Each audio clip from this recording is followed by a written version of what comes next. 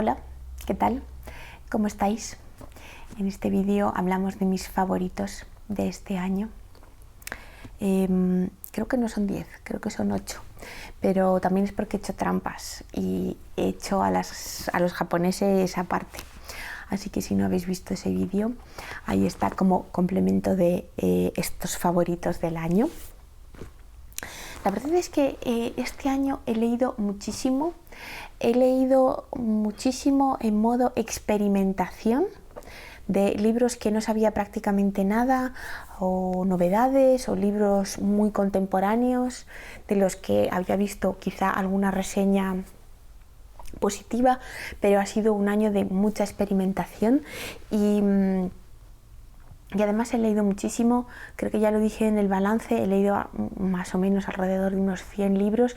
Para mí eso es una cantidad exuberante. Nunca había tenido un año tan lector. Espero que de ahora en adelante pueda seguir dedicando mucho más tiempo a la lectura. De todas formas, eso no importa tanto, lo decía un poco porque tengáis el contexto de estos favoritos. Por supuesto, esto sé que sobra decirlo, pero ahora sí lo voy a decir. Los favoritos dependen del humor, del momento, de los gustos personales. Estos son solo mis favoritos y además todas estas novelas quizá en otra época de mi vida no hubiesen resultado favoritas, pero todas ellas me han ofrecido algo, me han proporcionado algo que yo buscaba en estos momentos de lectura, así que es muy específico del momento en el que los he leído. ¿Y cuántos son? 1, 2, 3, 4, 5, 6, 7, 8. Son 8. Empezamos con el libro que no tengo aquí en físico, os lo pondré por aquí. Se llama El arte de la alegría, es de la italiana Giulia Sapienza. Es un libro muy gordito y nos cuenta la vida de la protagonista desde que era una niña hasta que es una señora anciana. Está dividido en 4 partes, un poco los 4 periodos de su vida. Es una historia que se desarrolla a lo largo del siglo XX de Italia, de Europa, y en particular Giulia Sapienza es de Sicilia y la protagonista vive toda su vida prácticamente en la isla, así que también conocemos las particularidades de la isla de Sicilia. Me encantó la forma en la que estaba contado, muy dinámico, prácticamente todo, un 95% del texto son diálogos. Hay poquísima descripción de personajes, pero a través de sus voces y de cómo se relacionan los unos con los otros los vamos conociendo y los vamos reconociendo. Es verdad que quizá cuesta un poquito hacerse con el ritmo y con el estilo, pero una vez que ya estás metido, que ya has pasado como de las primeras 50 páginas, la verdad es que es una escritura que a mí al menos me envolvió completamente y yo estaba viviendo ahí con la protagonista. Me encantó la fuerza y la irreverencia de la protagonista y realmente la alegría que tiene de vivir la protagonista, porque bueno, no todas las cosas, o digamos muchas cosas en su vida son más bien reveses, son más bien dificultades, pero a pesar de ello, ella consigue sacarle el máximo jugo y tiene una personalidad arrolladora que desde luego a mí me conquistó. Es una protagonista, una novela que leí a principios de año y en la que he seguido pensando todos estos meses. Y por eso va aquí la primera en esta lista de favoritos, que por cierto no tienen orden, esto no es un concurso, son todos igual de favoritos. Ahora vamos con quizá el libro más corto y es de la francesa Violine Berot, se llama Como bestias. Este fue un descubrimiento casual porque tuve que leerlo en un club de lectura al que me apunté y no había oído hablar nada de este libro, de hecho me puse a leerlo sin saber absolutamente nada.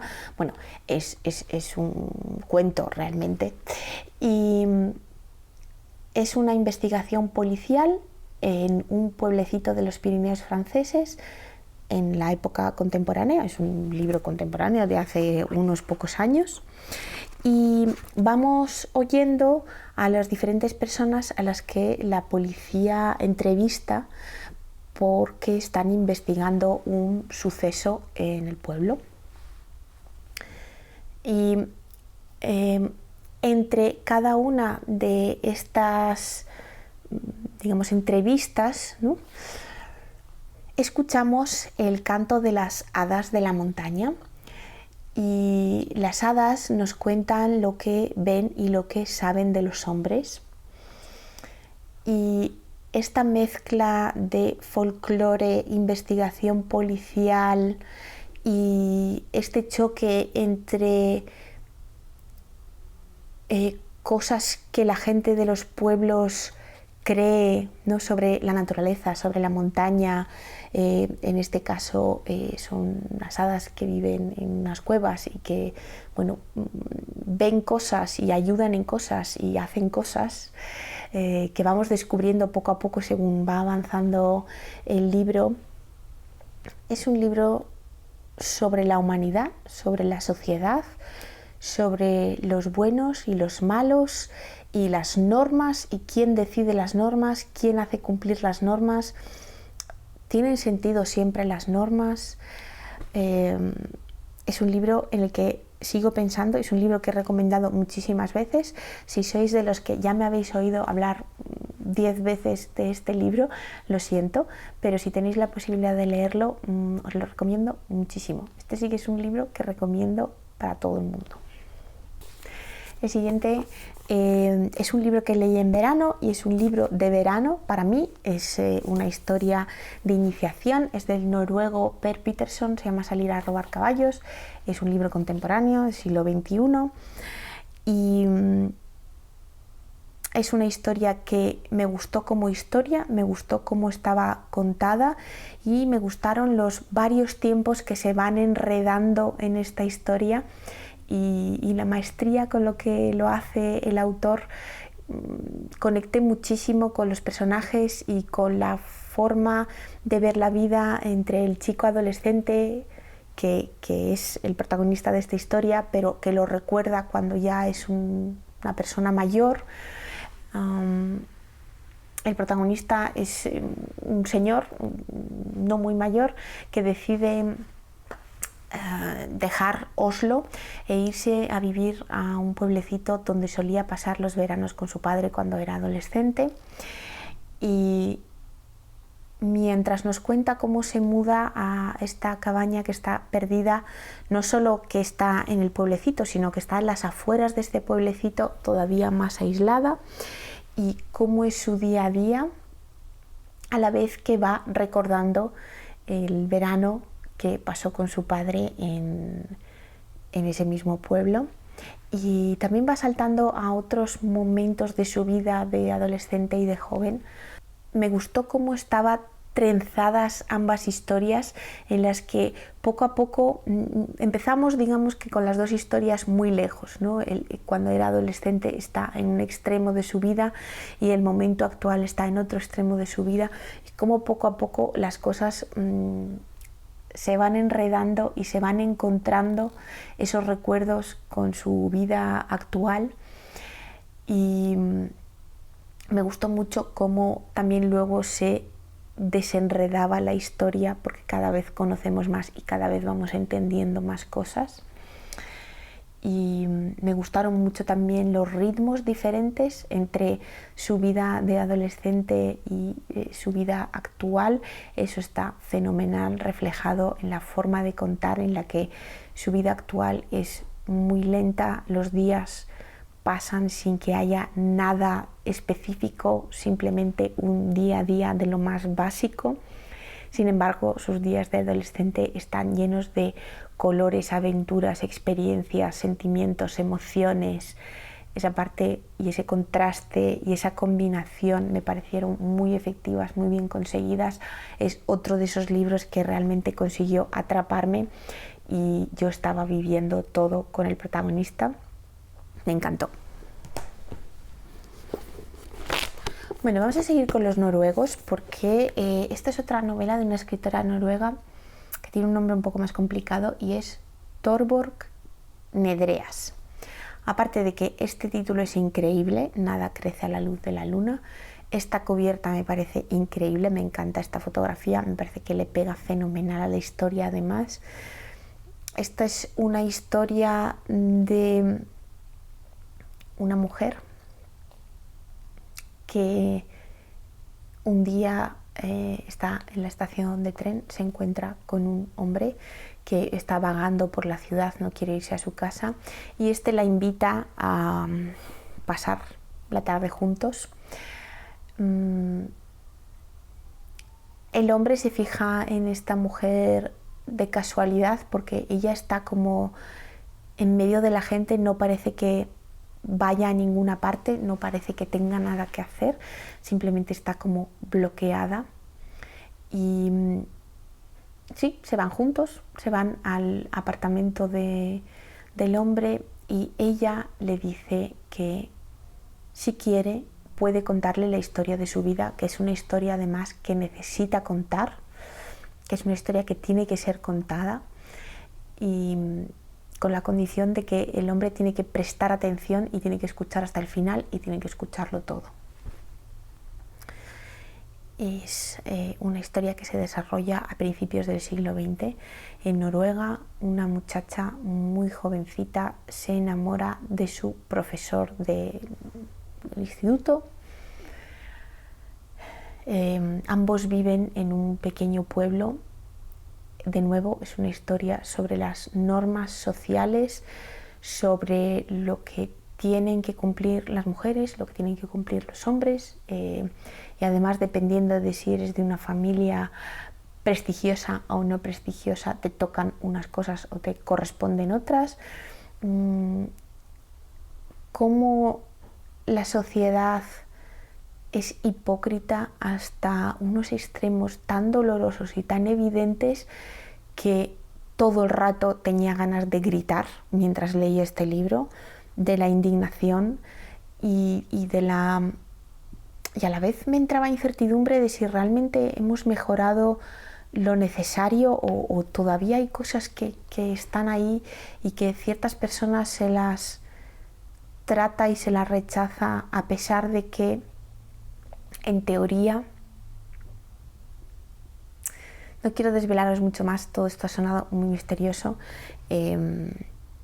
Me gustó mucho la historia, es sobre todo sobre el papel de las mujeres, pero en general sobre la hipocresía de la sociedad, sobre quién pone las normas, sobre si los que ponen las normas las cumplen o ellos simplemente están al margen de las normas, sobre si puedes, a pesar de que te ha tocado un tipo de vida, puedes saltártelo, puedes vivir de otra manera y no como la sociedad dice que tienes que vivir. Y luego, ¿quién es esa sociedad, ¿no?, que pone las normas y que es tan cruel y es tan exigente y es tan brutal cuando alguien se sale un poco del buen camino, ¿no?, voy a decir así, entre comillas. Me gustó mucho, voy a seguir leyendo a esta autora. Bueno, voy a dejar por último una lectura que acabo de terminar y por seguir con los escritores noruegos, no me había dado cuenta, pero este es el tercer escritor noruego que tengo en mi lista de favoritos. Este año ha sido el año de los noruegos, claramente. Es el premio Nobel Knut Hamsun. Esta es una de sus primeras novelas, se llama Hambre. Está escrita a modo de un diario y el protagonista es un joven que vive en Cristianía, bueno, el actual Oslo, a principios del siglo XX y está decidido a vivir de escribir. Quiere que todos los ingresos que tiene sean por cosas que ha publicado y que le paguen por lo que escribe. Escribe principalmente artículos de opinión y de otros asuntos que intenta vender a los periódicos, pero esto es un poco lo que sostiene toda la narración, pero la narración está dividida en 4 partes, en 4 episodios, que además son episodios que se repiten en cuanto a estructura, porque en cada uno de ellos le vemos que está trabajando en un escrito, no tiene nada prácticamente que comer, no tiene nada más que un trozo de lápiz y un trozo de vela para poder iluminarse y ver lo que está escribiendo. Y sobre todo esta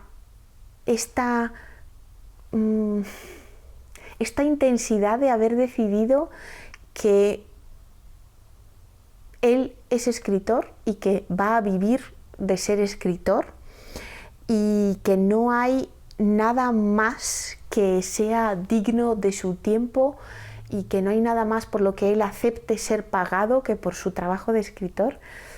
Es una narración muy extraña que en muchos momentos roza la locura, porque realmente hay muchos días y muchos momentos en los que él pasa mucho hambre, mucho frío, y vive en un estado de delirio casi perpetuo, hasta que en un momento determinado consigue vender algo de lo que escribe, y entonces se da un mega festín de comida normalmente para recuperarse.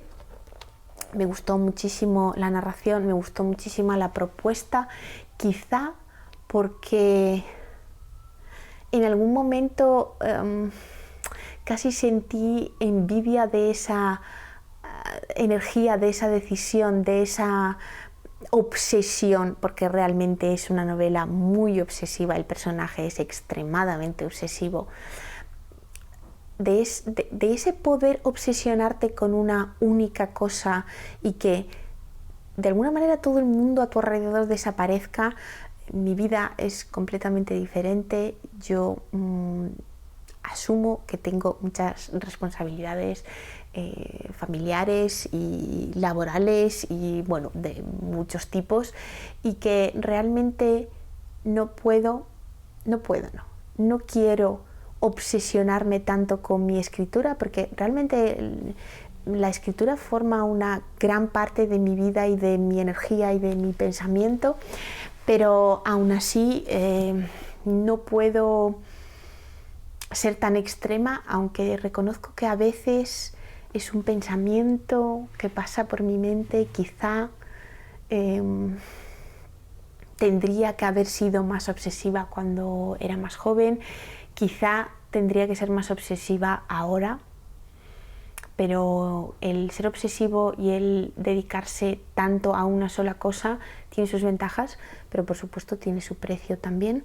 Bueno, que he convertido esto en una narrativa personal y para nada era la intención.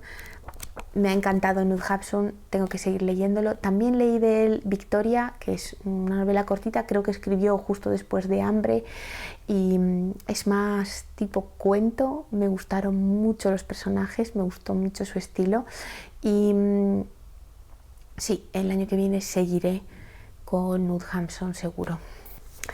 Bueno, la siguiente narración no es una novela propiamente dicha, es una mezcla entre un diario, unas reflexiones, una búsqueda de un poema de una escritora que está prácticamente olvidada, y es de la irlandesa Dorian Ní Grioffa, Un fantasma en la garganta. Esto también es una narración contemporánea, creo que la escritora al público hace 2 o 3 años, este año se ha traducido al español, este año o el año pasado, sí, este año. Y es un libro que me llamó mucho por su título, que por cierto me encantan los nombres irlandeses, me encanta el nombre de la autora, pero es que el nombre de la poetisa sobre la que habla en gran parte el libro, con la que ella está obsesionada y sobre la que busca información, también tiene un nombre así, se llama Evelyn Dub Ni Conail.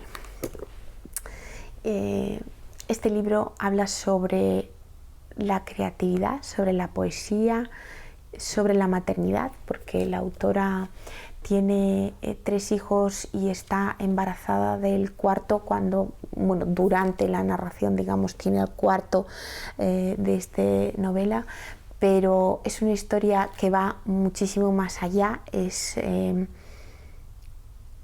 una búsqueda de esa voz, de esa poetisa que escribió hace tanto tiempo y de la que prácticamente nadie recuerda nada, no se sabe nada de su vida. Está este poema que además es un poema que está dedicado a la pérdida de su amado, que es asesinado en un conflicto local.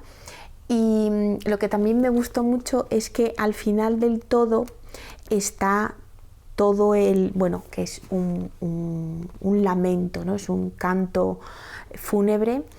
Está en el irlandés en original, está en inglés y está traducido también al español. Entonces está el poema en los 3 idiomas. Eso me gustó mucho.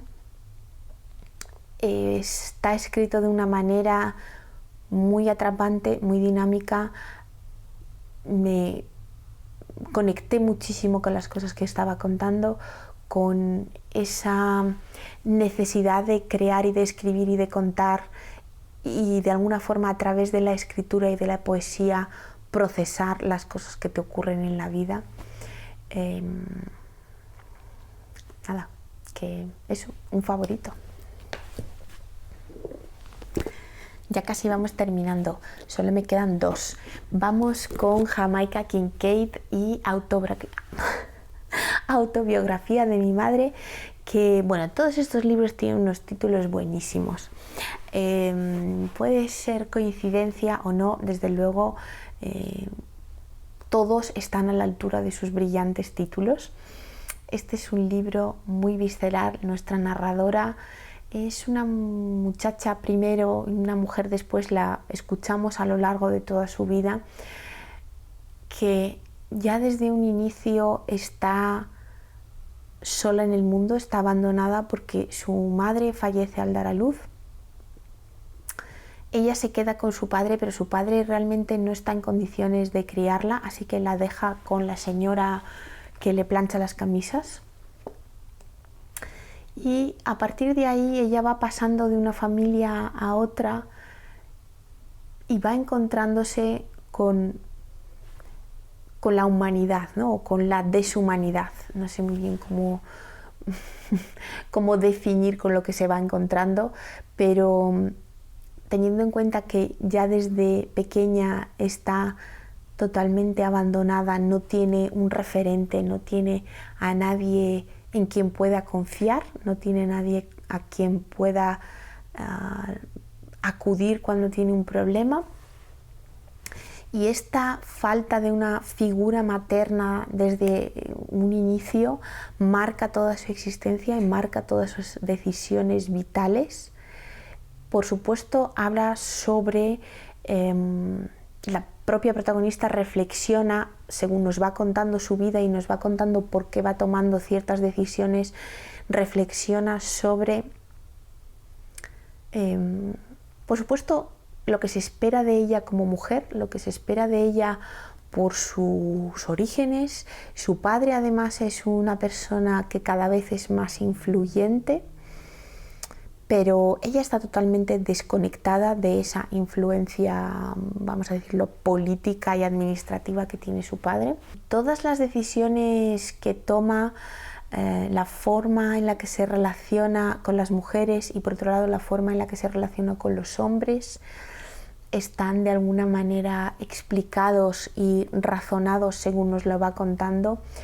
Es una protagonista que es todo sensaciones, no hay prácticamente nada de razón en ella, y aún así ella tiene unas convicciones muy fuertes a las que se mantiene firme, porque muy pronto se da cuenta de que solamente se tiene a sí misma en el mundo y que de alguna manera tiene que complacerse a sí misma y hacerse caso a sí misma de nuevo una protagonista muy fuerte, al igual que en el caso del Arte de la Alegría de Gioliarda Sapienza, una protagonista con una personalidad arrolladora, con una vida difícil, que sin embargo consigue de alguna manera sacar cosas positivas, pero un libro realmente muy duro.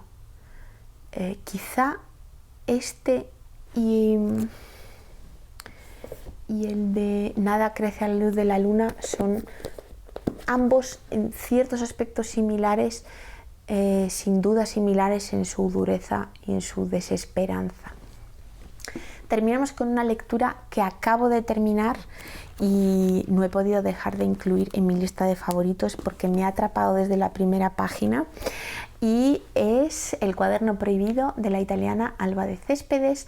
Este es un libro de los años 50, está escrito en forma de diario, y es que nuestra protagonista un domingo que sale a comprar el periódico pasa por el kiosco y ve un cuaderno. Le pide al kiosquero que por favor le venda el cuaderno, y el del kiosco le dice que no puede, que está prohibido, que los domingos solamente puede vender tabaco. Y sin embargo se lo vende, pero le pide por favor que lo esconda y que nadie se dé cuenta de que le ha vendido el cuaderno. Bueno, esta es la primera página, cómo abre el diario, y realmente el diario le sirve a la protagonista para empezar a darse cuenta de la forma en la que vive, de si la forma en la que vive es la forma en la que quiere vivir, de si simplemente se ha dejado llevar por la vida porque realmente tiene una vida buena, tiene una vida cómoda. Sus hijos ya son mayores, aunque siguen viviendo con ellos. Su marido tiene un trabajo tranquilo, bueno, su relación es cómoda, es tranquila. Y de hecho, una de las cosas que ella empieza a darse cuenta al empezar a escribir el diario es que al tener que escribir las cosas que le ocurren en casa, empieza a darse cuenta de cómo es su vida. Es como si de repente ella pudiese salirse un poco y verse desde fuera, cosa que hasta ahora no había podido hacer. Ella trabaja en una oficina, ha estado preocupada criando de sus hijos, y ahora, en parte,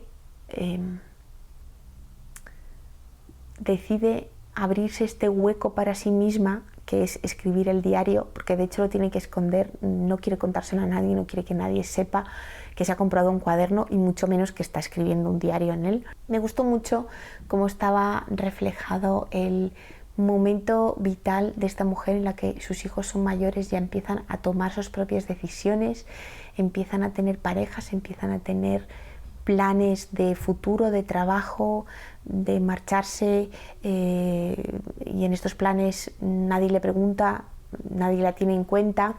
Entonces está un poco este choque en el que ella todavía siente que tiene cosas que decir sobre la vida de sus hijos, pero eso ya ha pasado. Y por otro lado también está la relación con su madre, lo que es curioso, ¿no? Que algunas de las cosas que ella no entiende de su hija, a la vez no se da cuenta que su madre y ella tienen en parte este mismo conflicto generacional.